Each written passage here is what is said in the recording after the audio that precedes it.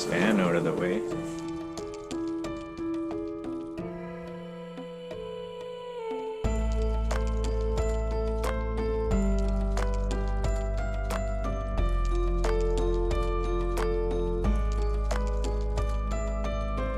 Much easier with the alternator out of the way.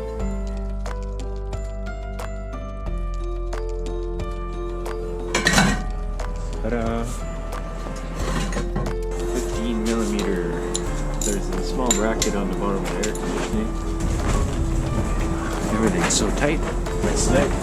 Sometimes it's just easier on the hands.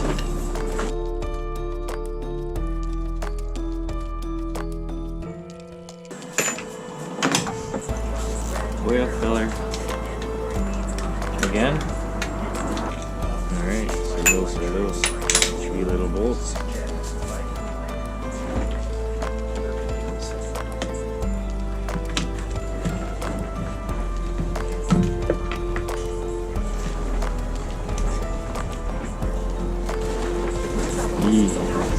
It's still collecting condensation.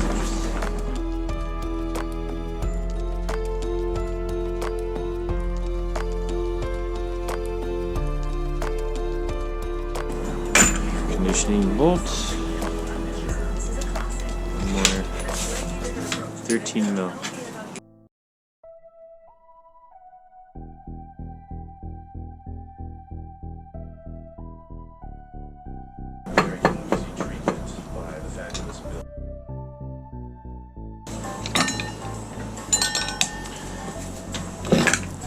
Bigger bar. Ta-da! Okay, so we don't want to lose our air conditioning juice. Ooh, careful. Don't want to bust a stupid plastic intake. What is it? Some sort of Chevy intake. Finally make my joke and I saved my one fan. You could say that this is now my first YouTube fan. Short little clip showing draining the antifreeze out. Gotta get the antifreeze drained out to pull the radiator out. We have to disconnect the transmission lines, high pressure and the return as well. Also got to remove the lower radiator hose along with the upper radiator hose and the plug for the fan. Started to realize that the air conditioning condenser seems to be attached to the radiator, which is also attached to the radiator fan, which is also attached to the radiator shaft, which also needs to come out all in one piece. Now, I don't want to break the air conditioning coolant system, so I got to try and get the air conditioning condenser out of the way and away from the radiator, which unfortunately is bolted to the front. And I believe that you Jeep guys out there would probably already know this, that I need to take this entire front end apart just to pull the engine out. It seems the newer vehicles get, the harder they are to take apart. Also, this is my first engine removal for my Jeep. I got the front bumper removed off the Jeep and the inner headlight support in both headlights, and obviously the winch, brush guard, and winch plate are now removed. Remove the bolts from the air conditioner. It seems the hoses and everything will lay out of the way, so remove some of the wiring from the injectors, pulled some of the harness back, the little clips holding the injectors. The little clips attached to the injectors break off rather easily, so whenever you're taking those off, be very careful. Remove the hood latch, remove the top support for the radiator, remove the up and down struts from the radiator, in front of the radiator, separate the condenser from the radiator, disconnect the transmission line still, disconnect the bottom hose still, try and get the radiator package out of the way. Right now we've got to disconnect the trans cooler bolts and the up and lower struts and the hood latch.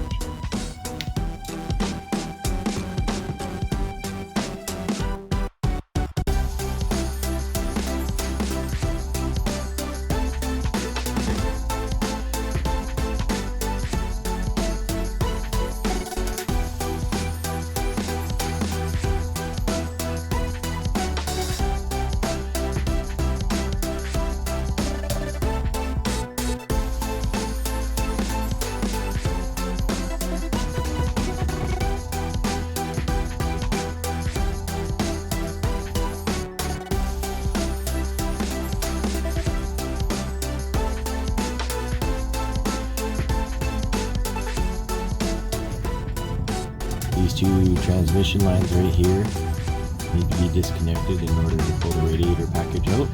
There's a plug further up on the radiator, I don't know if you can see it there, that needs to be disconnected in order to disconnect the fan that's attached to the radiator. It has electric fan. Also, that large clamp right there needs to be disconnected from the lower hose fitting. Oh, I bet you that's where the thermostat is too. They started putting thermostats in on the lower hose in these newer cars. Older cars has the thermostat in the upper hose. I don't know if this is a new Jeep thing or if this is just the way the engine is. But once we get the diaper off it, we'll find out.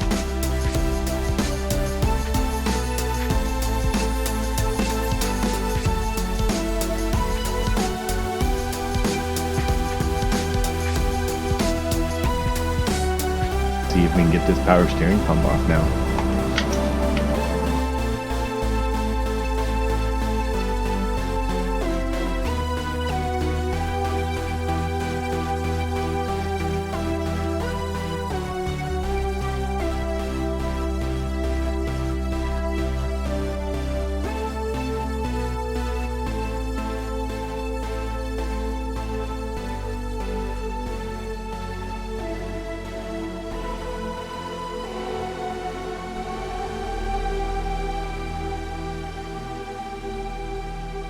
Looks like there's a battery rollover switch. If the battery ever falls out, not sure if it kills the pump or disconnects the ignition, not sure.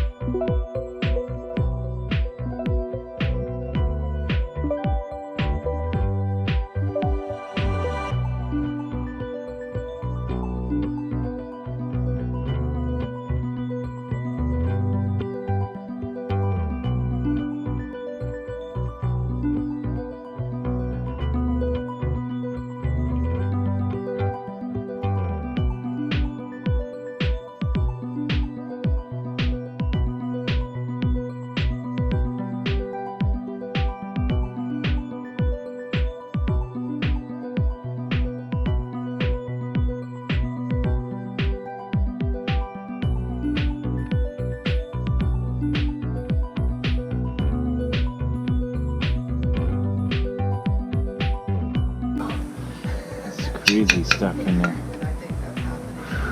Huh.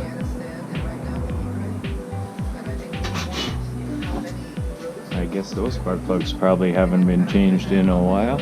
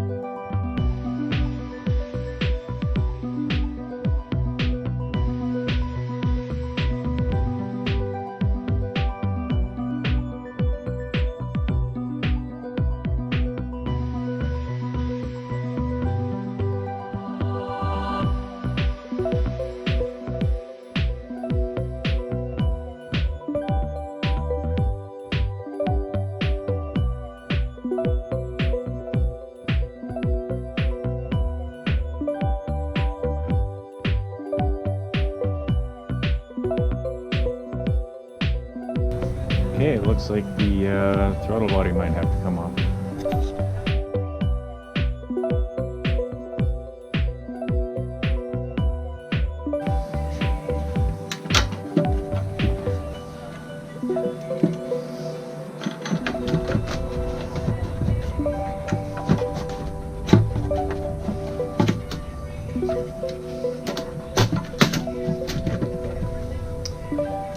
Bit of a tight fit. Oh, dipstick tube getting in the way.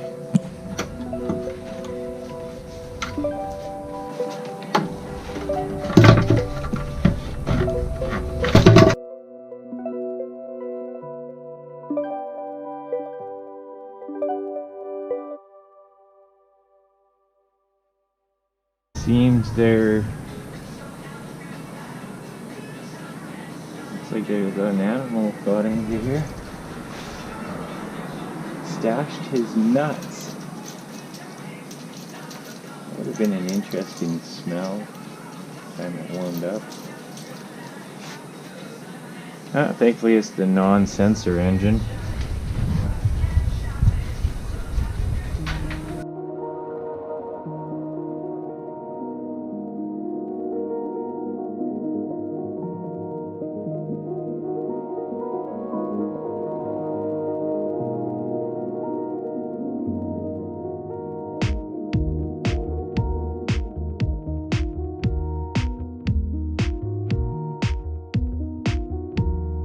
Exhaust heat shield. Looks like we might have a manifold crack.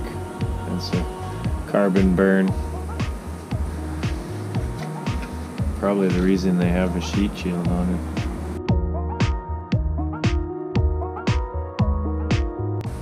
Alright guys, I got the intake off. Ejector rail is off. We have to undo the rest of the bellhousing bolts. Also have to undo the torque converter bolts to the flex plate. The manifolds are still attached to the head and also to the Y pipe. Now the Y pipe has a problem because the nuts have stripped off on the top side of the manifold, which means they just spin when you try to undo the bolts. So as it is, I may have to undo the manifolds off the heads. Also have to undo both motor mounts, and hopefully it should be free.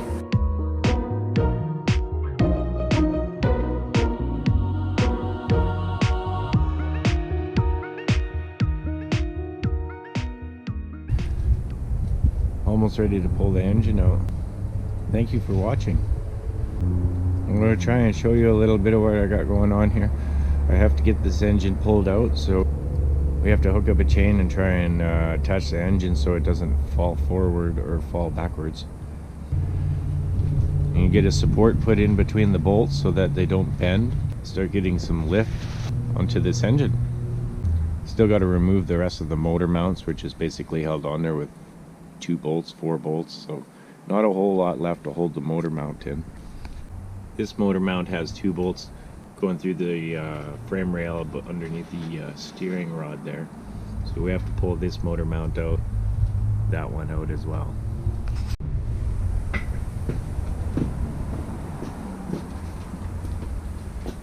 Turns out this wrench here is the magic wrench to put between the bolts. Put the wrench down in, put that end up against that one, pull this bottom part of the wrench upwards. That's going to give us a, of course, it's because I have the camera on now.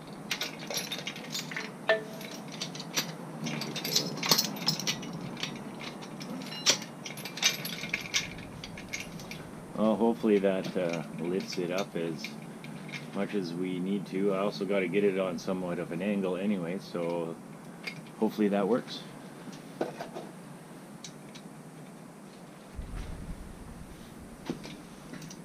Does.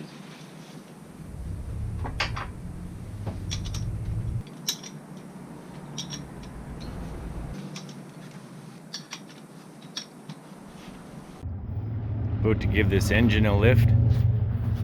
See if it rises up here on the chain without bending anything at all.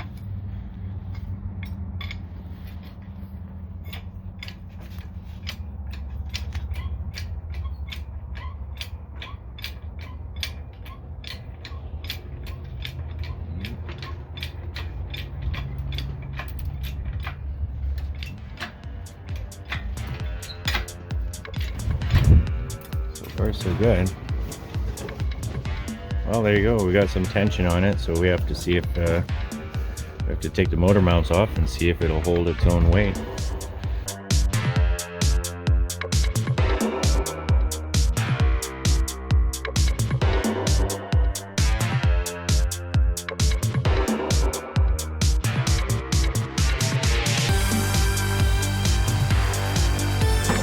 should come loose now.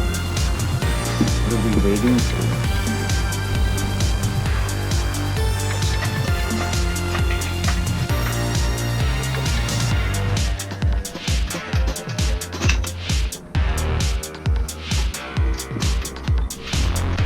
One side loose.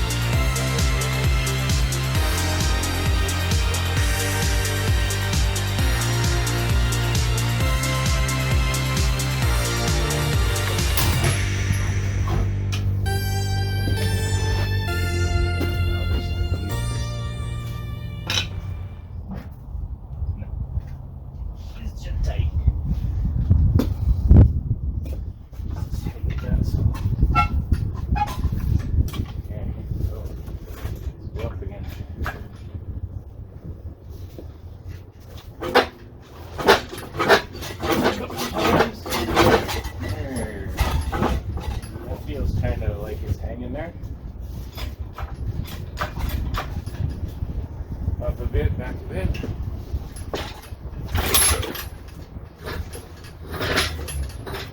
Go to the side. Try to clear some other stuff. Make sure we're really not hooking anything. Keep going up.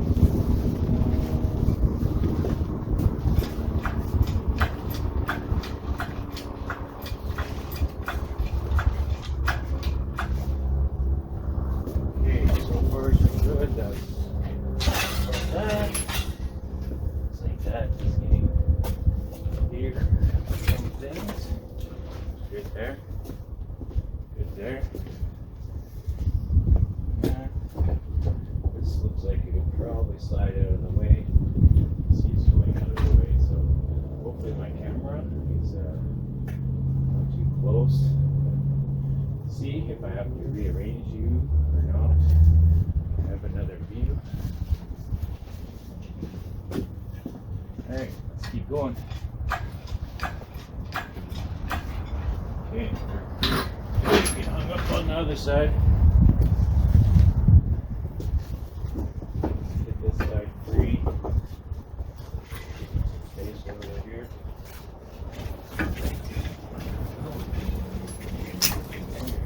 That's the harness.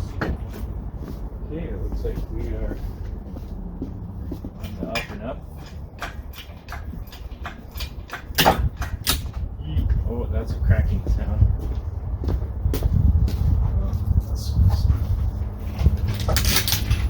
Wiring harness cracking out of the way. I'm sure there may be comments about that. But all I got to say is I think Jeep used way way too much plastic.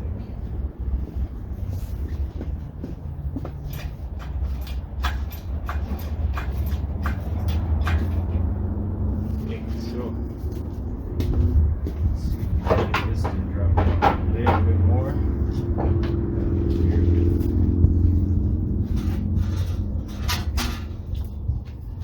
Okie doke. We're going to roll it back a little bit.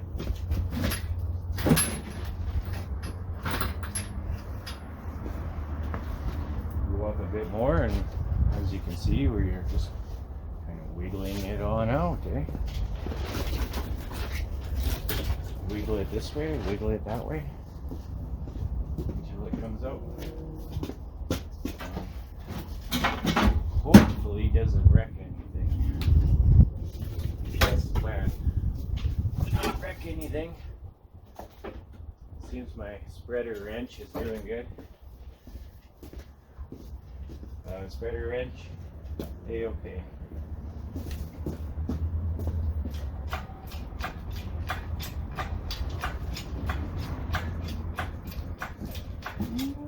So close, so close. I want to wreck my air conditioning. Looks like the block heater cord is coming with it. Oh, I bent the backing plates a little bit. Nothing major. Doesn't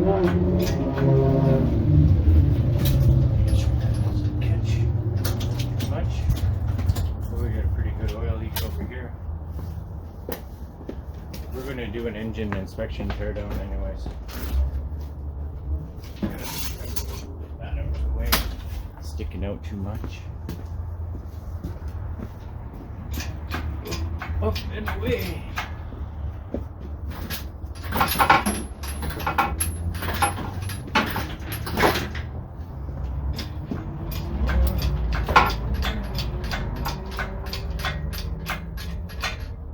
You guys are lucky. It looks like I might not have to move the camera.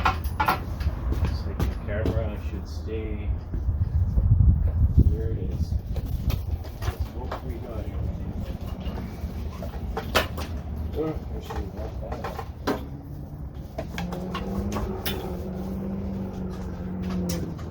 Okay.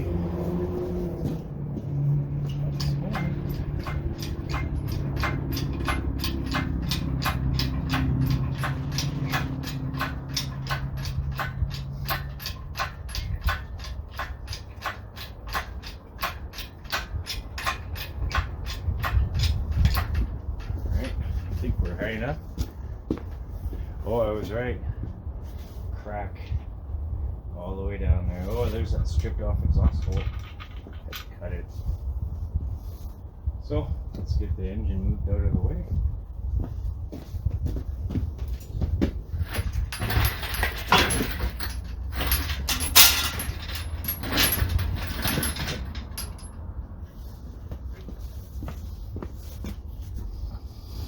And then we'll set her on down. Unfortunately, my engine stand is being used. I'm going to have to get that ready. But for now, we will set it on a block.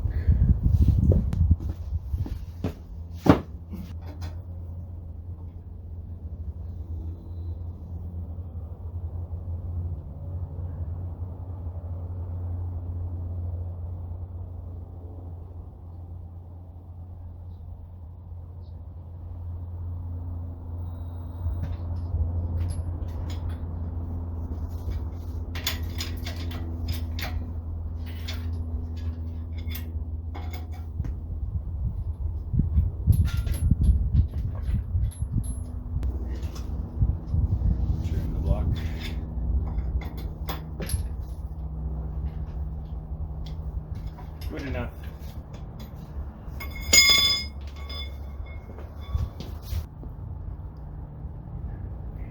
As you can see, the engine is now removed. Next phase is going to be teardown of the engine. Definitely going to have to find a new manifold or weld this one up. Prefer not to weld it. We'll see about some headers.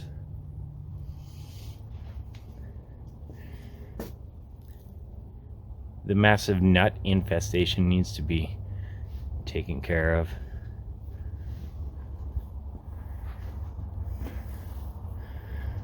And we're lucky the torque converter is not leaking, and it stayed in there, so good for us.